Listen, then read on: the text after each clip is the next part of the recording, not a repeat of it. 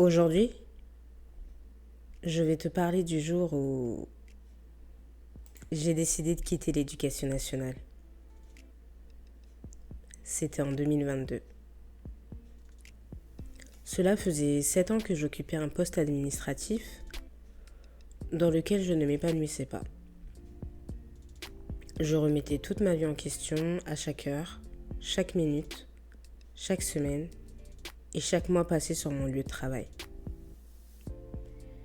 Mes journées étaient insignifiantes, monotones et inintéressantes. La plupart du temps, je n'avais pas beaucoup de tâches à réaliser. Soit parce que la période était calme, soit parce que mon efficacité me permettait de finir rapidement mon travail.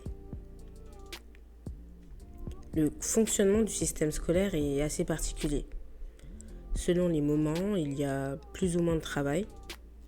Cela s'articule en 3 périodes. Le début d'année, où c'est la course, le milieu d'année et la fin d'année. Pourtant, même lorsque la charge de travail augmentait,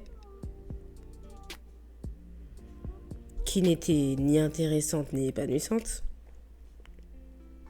cela ne changeait rien à ce qui pesait vraiment. J'étais lasse.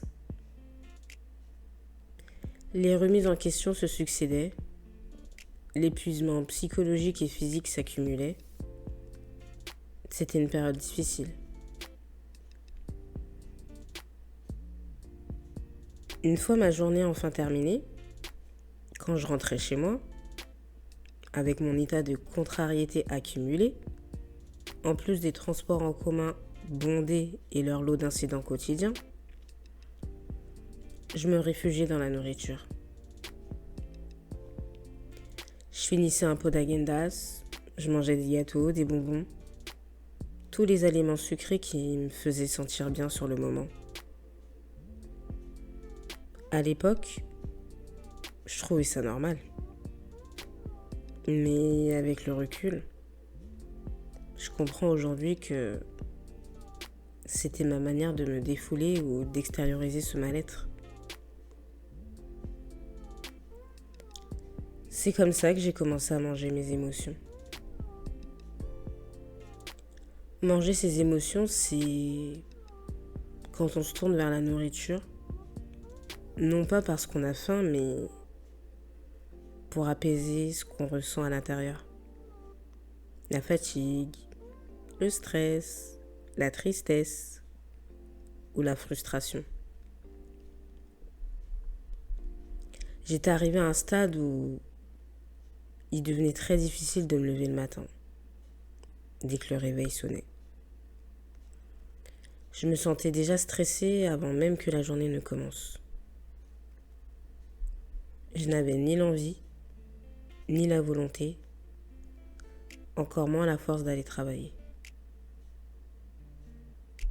Je me levais avec une grosse flemme, le corps lourd, qui s'installait en moi, sans même avoir entamé ma journée. À cela s'ajoutaient 2 heures de transport en commun. 1 heure pour l'aller, 1 heure pour le retour. Avec tous les imprévus possibles, incidents, perturbations, etc. Je devais me conditionner à affronter tout ça, en plus d'aller travailler à reculons. La seule chose qui me donnait de la force et de l'énergie pour affronter tout ça, c'était d'écouter sur mon trajet de la musique et des podcasts de développement personnel. À chaque fois que je m'approchais de mon lieu de travail, j'avais la boule au ventre. Et une fois sur place, je portais ce masque du « tout va bien », alors qu'à l'intérieur, je m'éteignais à petit feu. Je souriais, je saluais mes collègues, pleine d'entrain, comme si de rien n'était. Je rigolais avec eux, alors qu'intérieurement, j'étais dans le bad. Combien de fois je me suis demandé, mais qu'est-ce que je fous là? Où est ma place? Qui je suis? Non mais je vais vraiment vivre toute ma vie comme ça? C'était devenu tellement dur qu'à force de ruminer et de subir tout ça, j'ai commencé à sentir un énorme état de souffrance. Pendant mes périodes de mal-être, les seuls moments où j'allais bien étaient pendant la pause déjeuner. Je retrouvais certains collègues que j'appréciais beaucoup et grâce à eux, je pouvais souffler. Quand ils passaient me voir à mon bureau, j'étais contente et ça me faisait du bien. Ils me faisaient rire, me changer les idées. Et sans le savoir, ils m'ont permis de tenir le coup. Je leur suis pleine de gratitude pour ça, même s'ils ne le savaient pas. Il y avait aussi, bien évidemment, les vacances scolaires, qui me permettaient de couper, de respirer, de me retrouver. C'était le seul moment où je me sentais détendue, libre, vivante. Mais à chaque reprise du travail, le mal-être revenait aussitôt. À force de me retourner le cerveau avec des milliers de questions existentielles sur mon utilité et sur ce que je vivais, j'ai commencé à faire des recherches. Je me suis analysée pour essayer de comprendre ce qui m'arrivait et j'ai fini par apprendre et surtout comprendre que tout ce que je ressentais depuis tout ce temps n'était pas que dans ma tête. C'était réel. Normal. Et ça portait même un nom. Je frôlais deux formes proches du burn-out. Merci Google. Ces ressources précieuses peuvent vraiment nous aider. C'est incroyable le bien que ça peut faire de mettre enfin des mots sur ce qu'on ressent.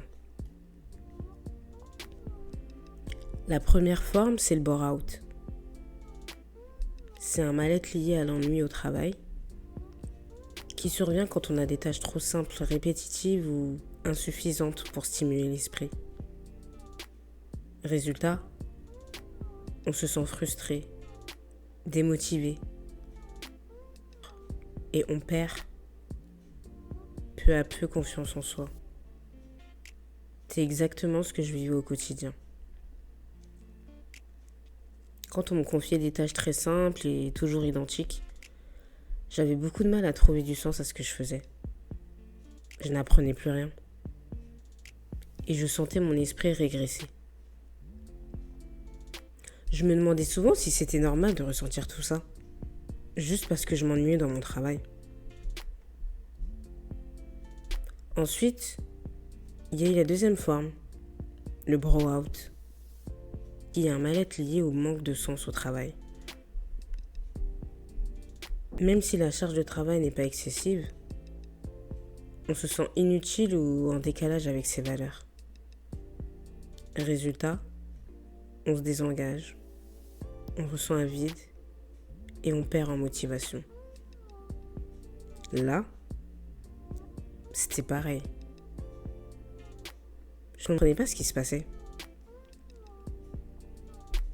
Je ne comprenais pas ce que ce travail m'apportait en termes de satisfaction personnelle. Puisque pour moi, il ne répondait pas à qui j'étais et aux valeurs auxquelles j'aspirais. J'ai besoin d'un travail où je me sens utile, où je trouve du sens, où j'aime ce que je fais. Un travail qui me procure du plaisir, où je suis heureuse d'y aller, satisfaite du travail accompli, reconnue autant pour ce que je suis que pour ce que je fais. Tout au long de cette difficile traversée, je regardais souvent les offres pour changer de poste, de service, voire d'administration. mais sans succès. Puis est arrivé le Covid-19 et le confinement de 2020. Cette période m'a offert du recul. Elle m'a permis de prendre du temps pour moi, de réfléchir à ma situation, de respirer et de retrouver un peu de calme, loin de l'agitation du métro boulot dodo. Après cette phase d'introspection, l'idée de faire un bilan de compétences m'est venue tout naturellement.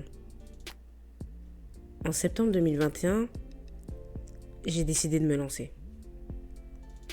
Je me suis dit que c'était exactement ce qu'il me fallait pour y voir plus clair dans mon parcours professionnel.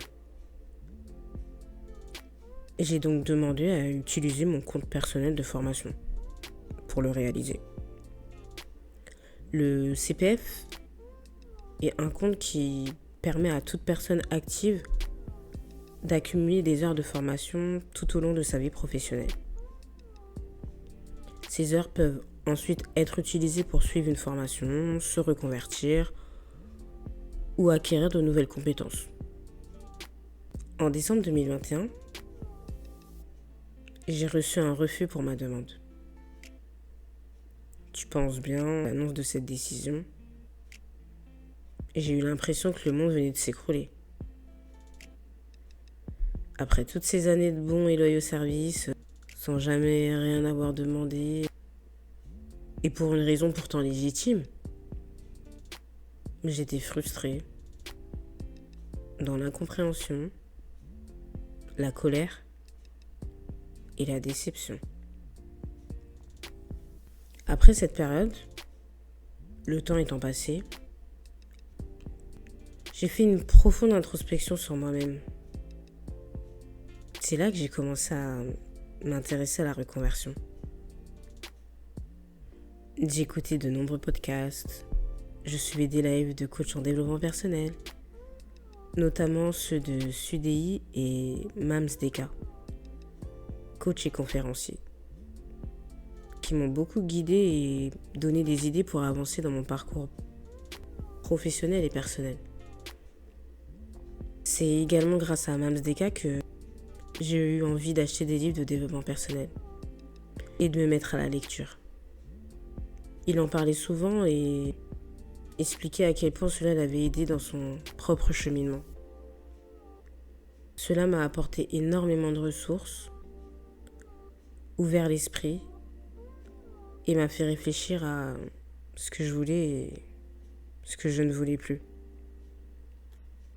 Il y a eu aussi des vidéos YouTube et de nombreux sites internet comme Même Pas Cap, Postadem et Nouvelle Vie Pro, qui m'ont été de précieuses ressources grâce aux témoignages et récits de personnes ayant déjà traversé ces expériences. D'ailleurs, pour citer quelques livres qui m'ont beaucoup aidé et qui m'ont accompagné à cheminer de manière concrète et de passer à l'action, il y a l'Ikigai, le secret du bonheur de Bettina Lemke. Ce livre explique l'ikigai, c'est-à-dire la raison de se lever le matin, ce qui nous motive profondément et nous donne envie de vivre. Il présente le cercle de l'ikigai qui permet de visualiser l'insertion entre ce que l'on aime, ce en quoi on est compétent, ce dont le monde a besoin, ce pourquoi on peut être rémunéré. Le livre propose de nombreux exercices concrets sur lesquels j'ai travaillé pour faire un état des lieux complet de moi-même. Ces exercices m'ont permis de mieux me connaître, de comprendre ce que j'aimais ou pas, d'identifier mes talents et ce qui avait du sens pour moi. Et trouver sa voie, 10 séances d'auto-coaching pour faire son bilan et oser la reconversion de Caroline Averti et Marina Bourgeois. Ce guide pratique propose de nombreux exercices concrets, riches en outils, clés et témoignages, sur lesquels j'ai travaillé en différentes étapes. Ces exercices m'ont permis de clarifier mes compétences, mes envies et mes valeurs, et de poser mes choix pour envisager différentes pistes. C'est grâce à ce livre que j'ai eu le déclic. J'ai compris qu'il fallait que je fasse moi-même mon bilan de compétences. Avec du recul, je me rends compte que ce fut n'était finalement qu'une chance. Cela m'a montré que je n'avais pas besoin qu'on me le fasse et que j'avais déjà toutes les ressources pour y arriver. En octobre 2022, j'ai écrit ma lettre pour partir. J'étais pleine d'émotions. Peur de ce que les autres penseraient. Dès que je l'ai remise, un poids énorme est tombé sur mes épaules. J'ai attendu la réponse. Et quand elle est arrivée, ça avait été accepté. Quel soulagement. J'ai enfin pu quitter l'éducation nationale. Cette année, dans un travail où je ne me suis pas sentie entendue, reconnue, ni respectée. Si je n'avais pas écouté mes ressentis en septembre de cette année, ça aurait été ma 10e année. C'est fou d'imaginer ça, non ? Aujourd'hui, je ne pourrais pas te raconter ce premier épisode. Alors, laisse de la place à cette voix en toi. Elle sait ce qui est juste pour toi. Quoi que tu ressentes au fond de toi, si tu commences à te sentir dépassé ou tu ne sais plus quoi faire, prends du temps pour toi. Fais une pause, recentre-toi sur l'essentiel, ce qui compte vraiment pour toi, ce qui te fait du bien, et écoute ta voix. Aujourd'hui, il y a plein d'outils. Internet est une mine d'or. Les livres, les réseaux sociaux, si tu les utilises à bon escient et avec les bons contenus, parle à un proche ou à un ami en qui tu as confiance et qui saura t'écouter sans jugement. Ou te tourner vers ton médecin traitant, un psychologue, un coach. Ne reste pas seul. Voilà, c'était le premier épisode de J'écoute ma voix. J'espère qu'il t'aura touché et apporté quelque chose d'une manière ou d'une autre. On se retrouve bientôt pour de prochains épisodes et surtout, écoute ta voix.